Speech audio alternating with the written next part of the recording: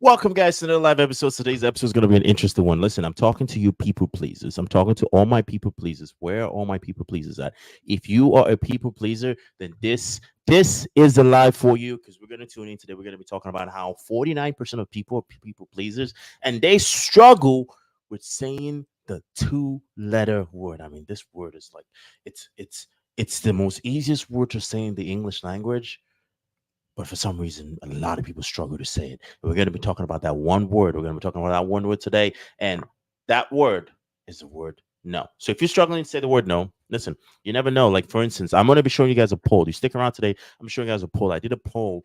I did a poll on Twitter, and people responded with like interesting. The numbers were actually interesting because you think like people like, yes, you know what, I enjoy saying yes, I enjoy being out there, I enjoy putting myself out there, I enjoy putting other people's need above mine. And then for some reason people are saying the polls, like what I saw in the poll was insane as far as the results and the responses that people gave. Because to me, I'm thinking like it'll be the other way, but what people chose was surprising to me. So I'm going to be reviewing with you guys that those poll numbers today. And we're also going to be covering a few more stats, a few more data as far as there's this substance. There is a substance that when you take this substance, right, people are taking, and it's a substance that's legal for people to take. It's actually hindering you.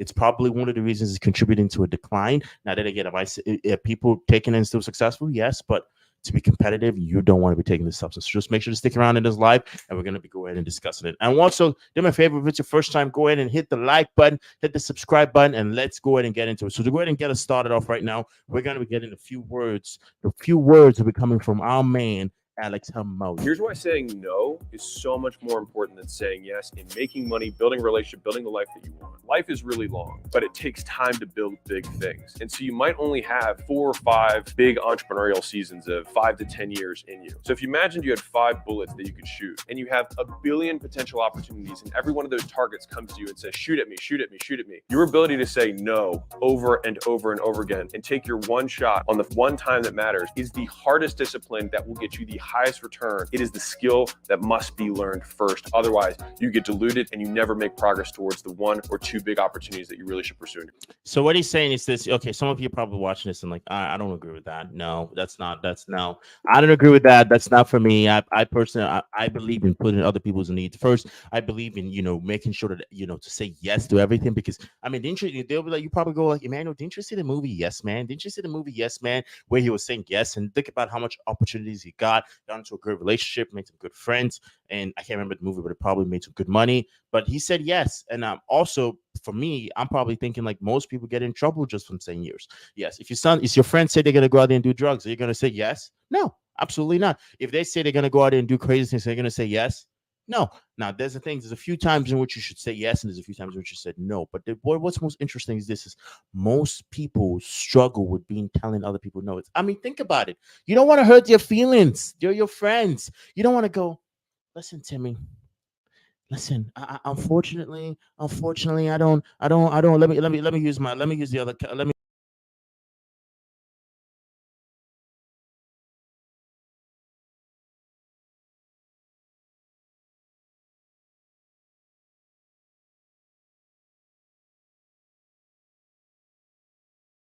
typically how that's not how I would say it. You're like, Emmanuel, that's not how I would say it. I wouldn't say, hey Timmy, I don't, this is what I think, this is what I think, this and this and this and this. No, no, that's not what you would say. Like, no, I don't want to hurt Timmy's feelings. I don't want people to think I'm a bad person. Because genuinely, okay, let's be real. Let's be real. Let's be real. Let's be real. Come closer. Come closer. Come closer. Let's be real. You know that you're afraid to lose a friend. And you know that when you tell them no, there's a huge possibility that you might go ahead and lose that friend. When you tell them, Timmy, Jimmy, Kimmy, Mimi, whatever her name is, and you're like, I can't do whatever it is that you want me to do. You know that there's a huge possibility that you're gonna go ahead and lose that friend, and you don't want to go ahead and lose that friend. You don't want to go ahead and you don't want to go ahead and hurt their feelings. But let's go and see. We're gonna go ahead and look at some stats. So there's some stats here. I'm gonna share with you guys. Share you guys some stats as far as 49%. So 49%. There was a poll by YouGov, and this poll basically showed that 49% of Americans will classify themselves as people pleasers. You're like, Emmanuel, what does that have to do with me? What in God's name does that have to do with me? Who says I'm a people pleaser? I'm not a people. There's always cookies. Okay, accept the cookies. Is this like, what kind of cookies are these? I'm not a people pleaser. You're probably going, I'm not a people pleaser. So let's look at this. This is a YouGov poll. Okay, so according to a recent YouGov survey, I'm not going to show the survey that I did, but it's a YouGov survey. This is not the survey that I did. It's a YouGov survey. 1,000 U.S. adult citizens asked Americans whether they might be people pleasers, and if so, how they felt about it. And about 49% of Americans say they would self-identify as people pleasers, including 14% who said they definitely would. Women identified 56% more, and men identified 42% more to people please. So look at it. Half of Americans here, all right? Half, more than half, well, almost half, basically, or about half, 49% say that they're people pleasers. And you're like, what is wrong with people pleasing? You're like, what's wrong with being selfless? Being selfless is good. Being selfless is great. When you're selfless, but then again, it's this. I want you to think about this. Imagine that you are this empty water bottle, right? I'm not gonna show it because this is a brand name thing. Imagine that you are this empty water bottle, right? Okay. Now, for this water bottle to be of value to me, it has to have water. So you got to think about yourself as a container. And this container, for this container to be of value, this container has to have water. If it has no water, like right now, we're about to drink it. Nope, then toss it. No, gotta be cleaner. But this water right here, this bottle, it has no water. What use is this container to me if it doesn't have anything? That's the same concept and the same way I want you to look at you. That's the same way I want you to look at yourself. I want you to right now look in the mirror and look at yourself as this empty water bottle, right? You have to take the time to fill this water bottle up, because if this water bottle is empty, you have zero value. If this water bottle, think about yourself as this container, you need to fill yourself up with knowledge, resources to be of value to others. So, which means you need to be selfish before you tend to be selfless. Then you also got to think about it as this container, right? Think about yourself as a water bottle. We're using this water bottle for the experiment. This water bottle is empty. What does that mean? That means that it absorbs whatever it gives, whatever I give to it at full face value. Whatever I give to it full face value. If somebody else is holding this water bottle, they decide to pour juice in it, the water bottle now is a water bottle with juice. If the water bottle decides to basically somebody pour liquor in it, then this is a water bottle that's containing liquor. Okay, I want you guys to, I'm getting everyone's attention here. If this water bottle is a water bottle that contains water and someone puts water in it, then it's a water bottle that contains water. Okay, now imagine if this water bottle could decide its content. It could say, you know what? I only want to contain things that are nutritious. I only want to contain healthy juices and healthy water. I don't want to contain anything else that will be damaging, right? That's the same way you got to think about yourself. When you say yes to everything, this is what you do: is you open the lid, and anyone can pour anything, and they can pour any toxic content, any toxic material into you, and guess who damages? You. Okay? Versus when you say no to only select things and say, you know what, I'm only going to open the lid. The lid is only going to come off for water bottle, for whenever there's water. That's the only thing that's going to come in, something that's healthy and nutritious. Guess what? Then you become a healthy and nutritious water. And guess what? People take you on camping trips. People take you on walks. People take you on hikes, because guess what? They know that when they consume the content that you have, they're going to feel basically nourished, right? That's the kind of the same way you got to think about this. When you say yes to everything, okay, you allow negative and positive influences into your life. And a lot of times, negative and positive influences, because you got to think about it. Not everything that comes into your life is coming into your life for the purpose of good. Not everything that comes into your life is coming to the purpose of basically being of benefit to you. So if we go back to this YouGov poll here, which we're going to go into my Twitter poll real quick. We're going to the YouGov poll here. So, among Americans who would describe themselves as a people please, 76% also say they others would definitely or probably describe them this way. Research from 76% of people who describe the people pleasers as people pleasers. Okay, so over 92% of Americans say they do at least one of the 9 people pleasing behaviors polled about somewhat or very often, and 4% say they often do all 9, and just 50% who often do. And you can go ahead and read into the poll and kind of look at the numbers, right? But majority of Americans adult people please by avoiding conflict or others' needs first, or putting other needs first. So think about it. if imagine you're in your in someone tells you something that you disagree with, you wholeheartedly disagree with it. You're like, you know what, I don't personally see this as something that's like agrees with me, my values, my morals, whatever it is, right? But based off the fact that you are trying to avoid conflict and you don't want to be perceived as the enemy of the state, what do people end up doing? They end up going, yeah, you're right, you're right.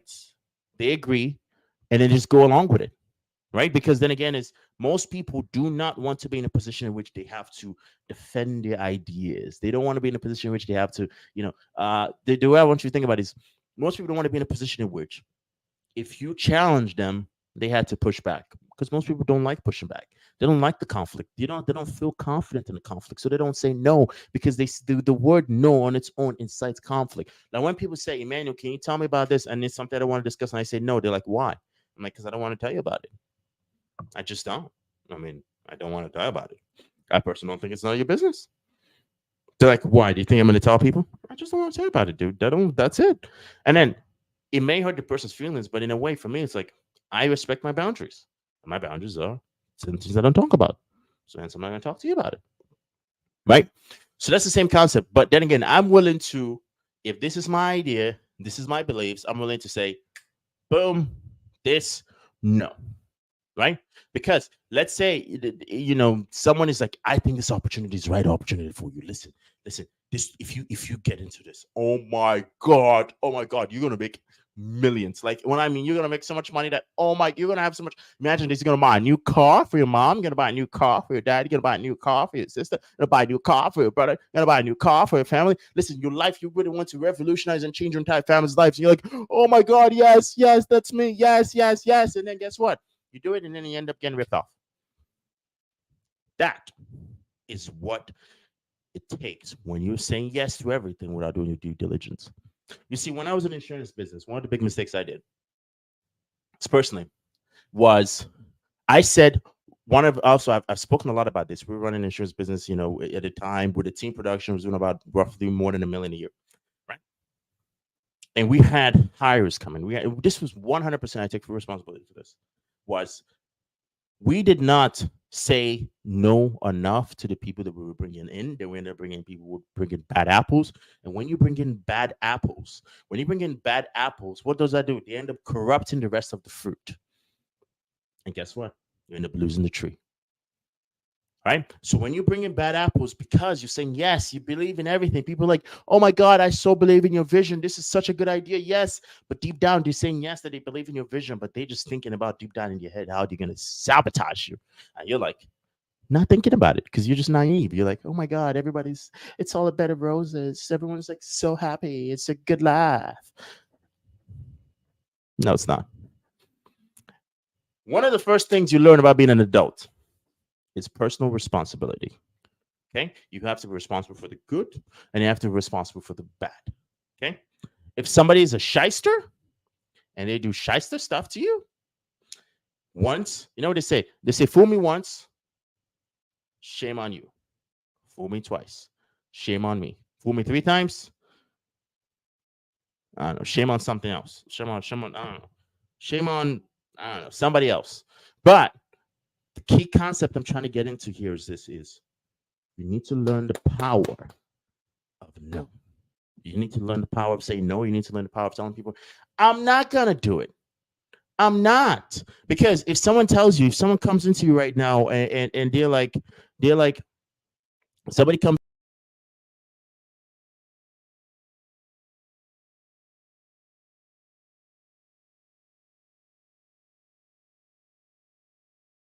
this is my response. No, that's not something I'm gonna do.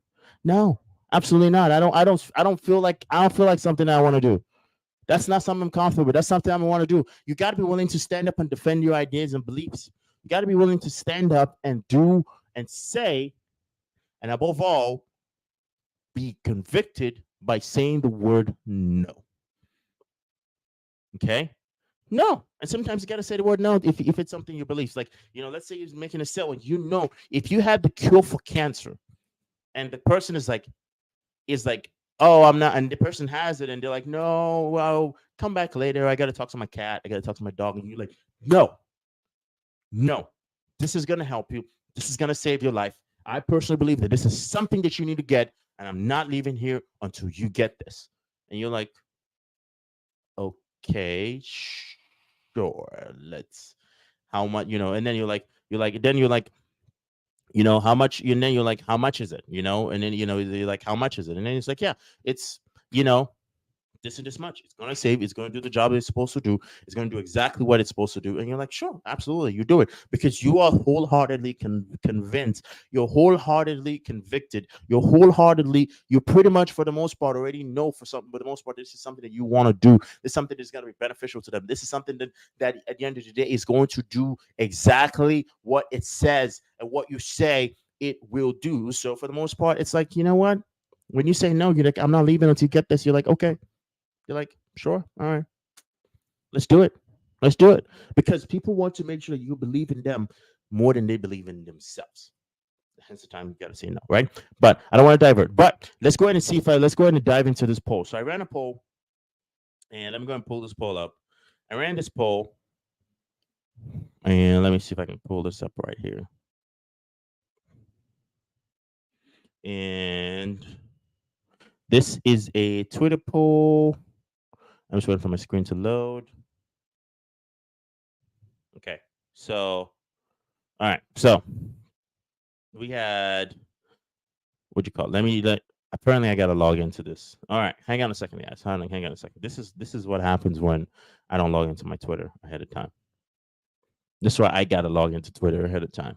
But minor interruption, guys. But I ran this poll, and I want you guys to take a look at this. So we have 499 votes.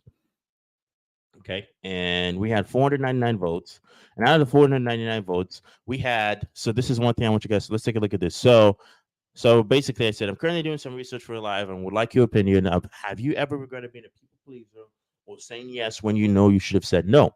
Right? Oh my God, this camera. Mike, listen, I'm Mr. Producer right now, guys. We remove this other camera from my stream. It's like, yo, I'm busy right now. Jeez. Okay, so I'm currently doing some research for live and would like your opinion. Have you ever regretted being a people pleaser or saying yes when you know you should have said no? And 52.5% said, yes, I regret after. Okay. 52.5% said, yes, I regret after. Okay. 52.5% said, yes, I regret after. And 23.2% said, no, I feel fine after. And 24.2% say, honestly, I don't care. Oh my God, that's hilarious. That's hilarious. Okay. I don't care. Okay. But yeah, 52.5% saying that I don't care. 52.5% saying I don't care. I don't give a caring care. Okay. So when you're looking in from that perspective, you're looking in from that angle where you have basically 52.5% of people basically coming in and saying that, they do regret they do regret right after they basically say yes to something that they know that they should not have done. You gotta think about it from the perspective of in your life. Are you in that 52.5%? I mean, some of you might probably be in that 24.2% of people who are like, honestly, I don't care. I don't care. I don't care. Don't care. Right? So you might be in that ground. But so here are the five things. So we're gonna dive into a few things here, right? So remember the three things that I said you need to say no to, right? So we've kind of looked at the poll and we've kind of looked at it and we're like, all right, these are the few things, these are the reasons, what the struggles that people have. The 49% of people are basically people pleasers. We saw that 52.5% of people out of the 500 people that took the poll were like, yes, they regret after, right? So that's more than half of people say that they regret after, right? And I need to kind of put a way. If there's a way you can do comments, I kind of want to see if there's a way you can do comments in this where we can actually like say the reasons why they agree with, they do this and do that. And also, guys, make sure you follow me on Twitter at the Religwe, because I'm going to be posting poll numbers, and I'm going to be posting the poll numbers on there. And when I post the poll numbers, when I'm doing polls, so you can go in and participate in the polls as well. Make sure to subscribe to the channel as well, because I think I'm still figuring out how YouTube works. People are like, oh my God, you're blowing up on YouTube. Not really. I'm still still a novice at the whole thing. We're still just at 18, 20,000 subscribers right now. So, still kind of, working to see, kind of like get it to go. But we're going to say a few things. So the first thing first, you're going to need to say no to, okay? You're going to need to say no to the woman in the red dress. You're like, Emmanuel, what? So you telling me that if she's wearing a red dress, that means I need to say no to her and then not like associate with her? Because no, that's not what I'm talking about. Alexa Mosey is going to take it away and is going to explain to you what I'm talking about here. In the Matrix, there's the woman in the red dress. And so it's one of the training programs that Morpheus takes Neo on to teach him one simple lesson. And so they're walking through a crowd, and then there's this woman in this red dress walking towards, and she's like stands out from the crowd at Neo's head. And then he looks back at Morpheus. He's like, "Were you listening?" He was like, "What?" He's like, "Or were you looking at the one in the red dress?" And he says, "Look again." He looks back at the woman, and it's Agent Smith pointing a gun to his head. I see distractions and new opportunities, shiny object as the woman in the red dress. Every level of business, the woman in the red dress becomes more and more attractive. So let's pause it there. We'll come back to it. Let's pause it there. So the first thing first, it says new opportunity, distractions as the woman in the red dress. Okay, so let's look at it from another perspective again. He sees what? What does it say again? New opportunities. He sees new opportunities. Okay, and distractions is a woman in the red dress. Okay, so think about it. You're on your purpose right now. You're focused on your purpose. You're like, you know, you're grinding, you're doing whatever it is, you're cold calling, you're knocking on doors, you're like, open up, FBI, just kidding, or you know, knocking on doors. You're like, hey, you know what? I've got this. I have a friend that sells solar. You know, I've got this solar. You know what? This is gonna help you. You know, imagine how much you're gonna save on bills. It's $50,000 you're spending averagely on an annual basis, and this is a one-time payment of 23,000, and it's paid off for the rest of your life, and you don't ever have to pay again. Only thing you have to pay is some flight maintenance fees and some subscription of $399 a month, and I don't know. I think that's how they sell solar, but that's kind of like my example there, right? Okay. So, okay, just goofing around. But you got to look at it from that perspective, right? So, you basically, you're doing it, you're on your grind. Someone comes into you and you're like, Timmy, Timmy. Oh, yeah, yeah, South Park. Timmy, Timmy. And someone's like, Timmy, I've got something for you. And you're like, no, no, I'm not. You're like, Timmy, listen, this is going to make us millions. And you're like, no, I'm focused on this.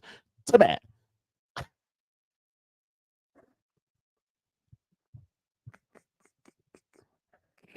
Oh my god. Okay, some of you are like, Emmanuel, what are you talking about? Okay, okay. Hold on. If you don't know what I'm talking about, I want to play this video from you. I want to play this video. It's so wrong. It's so wrong. I'm not gonna play it. I am not gonna play. But this is Timmy from South Park. Okay. And if you guys go to South Park, if you guys have watched South Park, then you're gonna know it's so wrong. No, no, I'm not gonna play it. No, we're gonna go back to the video. We're gonna go back to the video. You can check it on your own time, but I'm not doing it. This was just basically using Timmy as an example. I'm gonna use a different name. Um, James. James. Okay. So we're gonna use James, guys. We're gonna use James. God forgive me. We're gonna use James. Okay. So we're gonna use James for this one. So James is like, they're coming in like, James, listen, we have an opportunity for you, James. We have a revolution. Listen, James. This is the opportunity of a lifetime. And James is like, fine. And James is like, James, listen, it's gonna cost you 25,000. James, like, I don't have the money. And like, James, just sell knocking off doors and get the money. And then James gives the money away. And then James loses his money and James gets back to square one. And now who's the loser again? It's James. Because James did not say no to the woman in the red dress. He did not say no to the shiny object, right? He did not say no to those opportunities. Because guess what? You're going to see opportunities. Because most people, almost every guy would say this. I'm going to say this. Every guy's going to say this. You're happily in your relationship. You're like, oh, yeah, I love my girlfriend, my wife, whoever it is, your partner, whoever it is. And all of a sudden, you have girls approaching from different angles, like, hey, hi, James. Oh my God, you look so good today, James. What's going on? And you're like, what? And they're like, James, what did you do something different with your hair? Oh, James, what are you doing after work, James? You want to come? We're having a girls' party. You want to come, James? And James is like, where was all this when I was single? And now you have a girlfriend for some reason. It's like, and then next thing you know, you're like, no, sorry, I'm in a relationship. And then she goes, and then you're like walking away, and then you're like in the Starbucks, some girl brush like, oh my God, I'm so sorry. And you're like, whoa, it's let me see who's it's Shakira. You're like, Shakira? She's like, oh yeah, James, Shakira.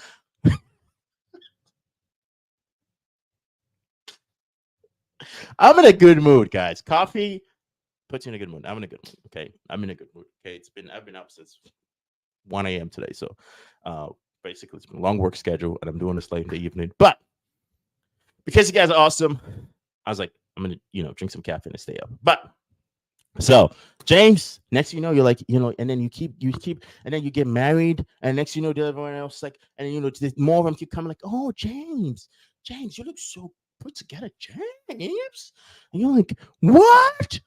Same deal, right? Or you basically have that fan, you have your new job, you focused on, you get the promotion, and then competitors come like, hey James, listen, James, James, if you come work for me, how much you making right now, James? Yeah, I'm making like 200, 250. James, your position is quality manager. The last guy, you know how much he had, you know how much that was, you know how much we paid him. James is like, how much? James, we started him at 272. That's a $22,000 extra raise if you're 250 right now. But if you're really at 200, that's an extra $70,000 in your pocket, James.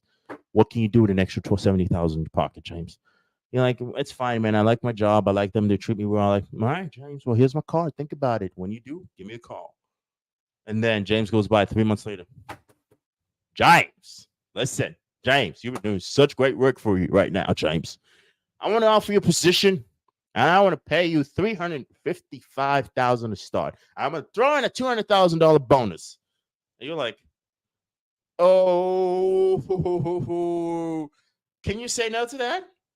Can you say no to that? You're making 200 grand, someone just offer you 355 and then plus an add-on a $200,000 sign-on bonus. They just paid you your yearly salary as a bonus plus the 355.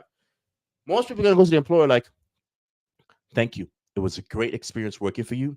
I absolutely loved it. It was amazing. I want to say this was the best ever. But sorry, they're paying me 555 grand for the year. That's almost triple what you're paying me right now. So salute. I'm gone.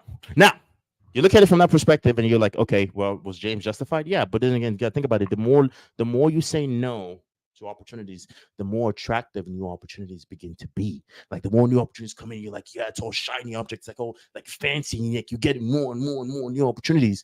That's the same concept. You say no, next one's even more attractive. You're like, no to that beautiful woman in the bar. Boom, next one's more attractive. The woman in the red dress keep looking prettier, keeps coming in looking prettier because guess what? The universe is there to tempt you to see if it can take you away from your purpose. And you're like, no, no. James is focused. But let's go ahead and finish this commentary here from Alex, right? You guys know I got distracted there because this was funny for me. So let's finish this. Because at first you have to say no to 1,000 opportunities, then 10,000, then 100,000, and you have to learn how to say no again at every level. Because I thought that once I learned how to say no to the woman in the red dress, I'd be done forever. That's not true. She comes back every level. She just gets hotter and hotter and hotter. You get better and better and better. And so the quality of the red woman in the red dress that you can attract is higher. When I look at the businesses that we have, I used to think that like innovation was everything. The vast majority of the business success is actually doing all the stuff that you know you should be doing, but you aren't. In the Matrix, there's the woman in the red dress. That's it. And that's it. It's a very simple concept of just basically saying no to new and fancy opportunities. What's the second one? The second thing you should be doing. Okay. What's number two? Number two. All right. I think a lot of people are gonna get sensitive for this one. Okay. I see this starting a debate.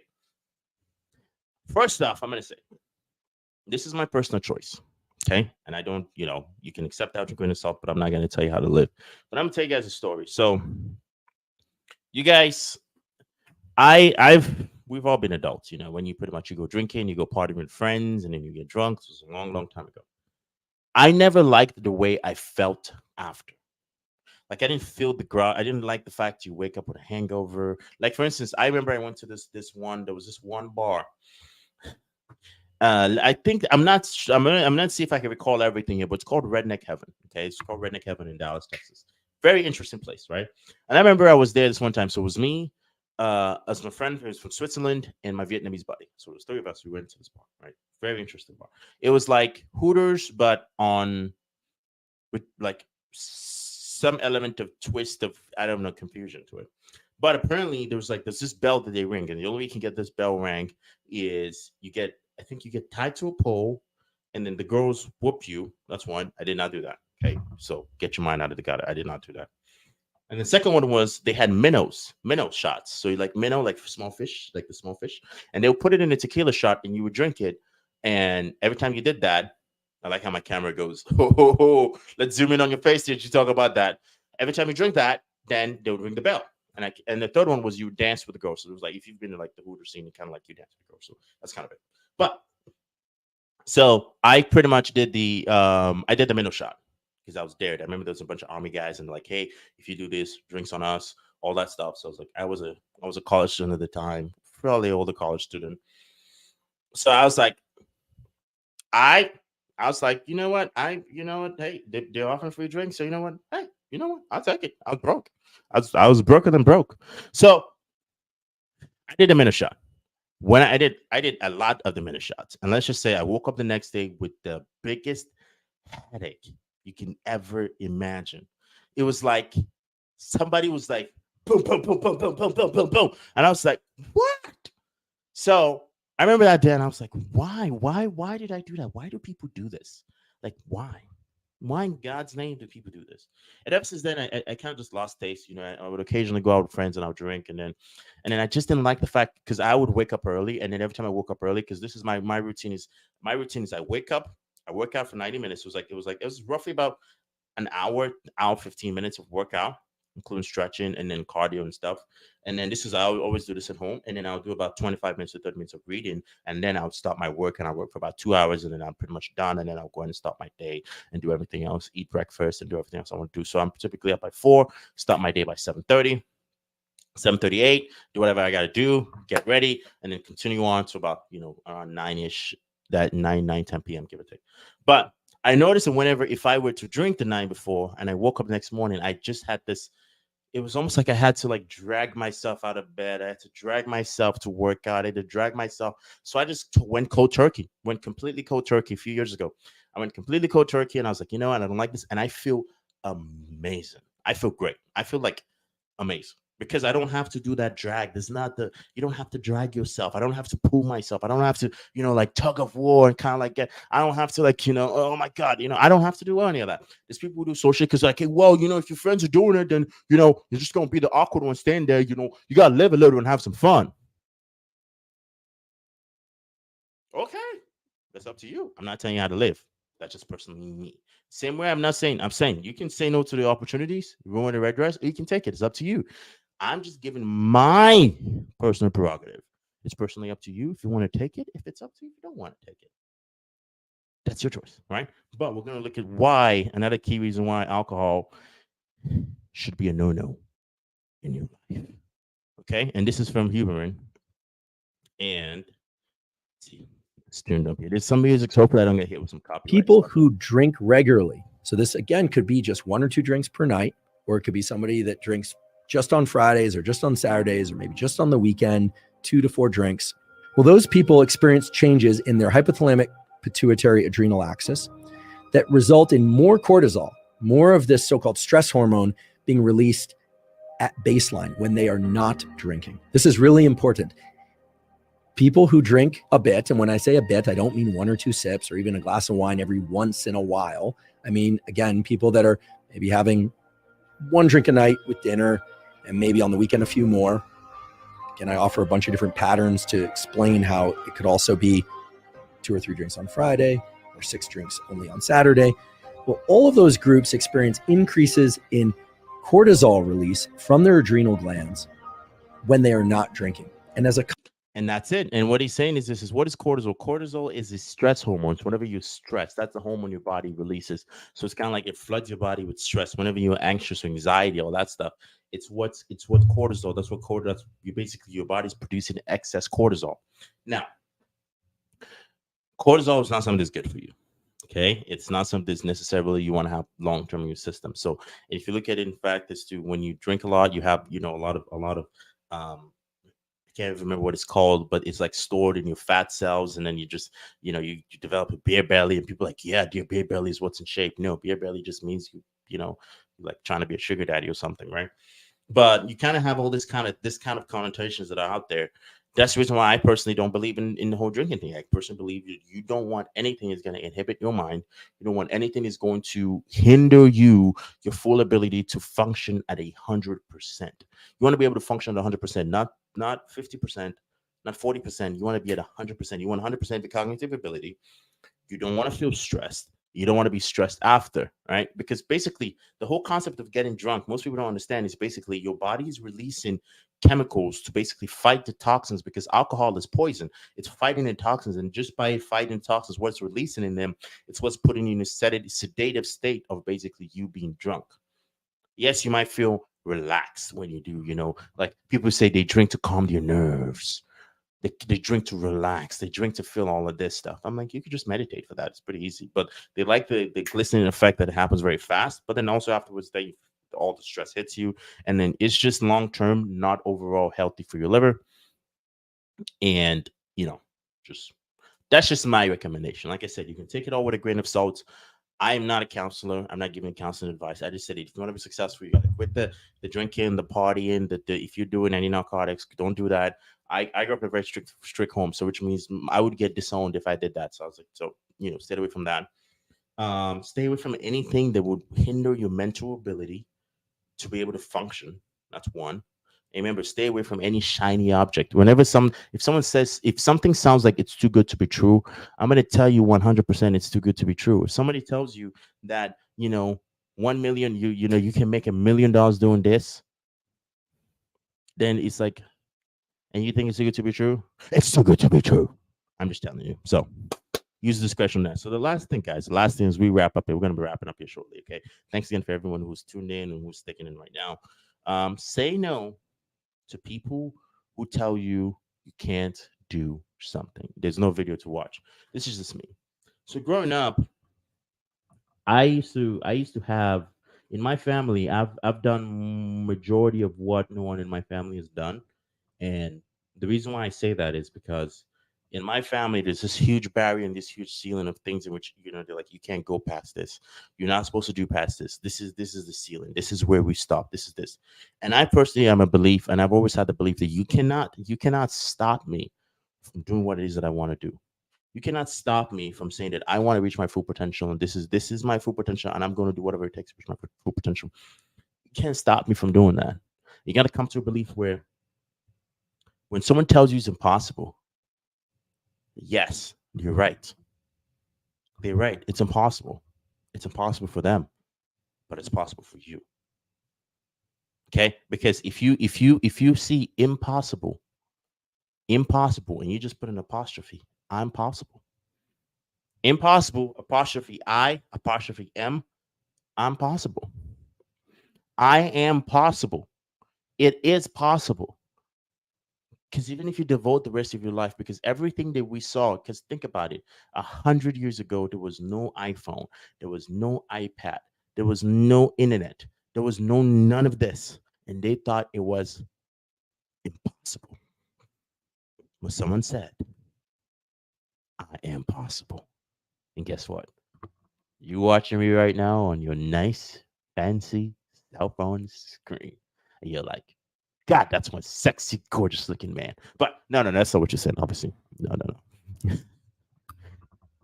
Don't say that. But pretty much that's it, guys. So just that's one what you want to pretty much stick to. Recap: one, say no to women in the red dress. Two, say no to anything that messes your cognitive ability, drugs, alcohol. Say no to all of that. Three, say no to people who tell you can't do something. Remember, let me tell you something. Everybody will root against you and say no, you can't do something. But when you succeed, they're going to say, "I knew you could do it. I knew it. I knew you would be the one. I knew it. I knew it." You're like, "Oh my God, look at you. I knew it. Oh, look at you, the blessing in our family. Oh my God, I knew God was going to use you. Oh, yes." They're going to say that after. But it's up to you to prove them wrong when they say you can't do it. And that's why I'm going to leave you guys on that high note. Thanks again for everyone joining me today. Once again, don't forget, if you find this video valuable, I'm going to ask you quick favor. Do me a favor. If you found this video helpful, hit the share button. Send it to a friend that you believe is in a position in which they are giving into the things that you know that they should be saying no to. They're chasing those opportunities. They're chasing after distractions. They're chasing after narcotics. They're chasing after the drugs and alcohol. They're chasing after, they believe in the people. When people tell them they can't, they believe in it. Send them this video so they know that they can and they know that they can win. And if they win, guess what? It's on you. You are the reason. You are the catalyst That's why they won. You want to, that's if that's the only is if that's the only part you can play in their life, is sending them this channel so they can join and get motivated, learn the tools to run a successful business, be a leader in whatever space that you're in. And guess what? They're going to thank you for the rest of your life. Thank you. It was a pleasure having everybody on, and I'll see you guys on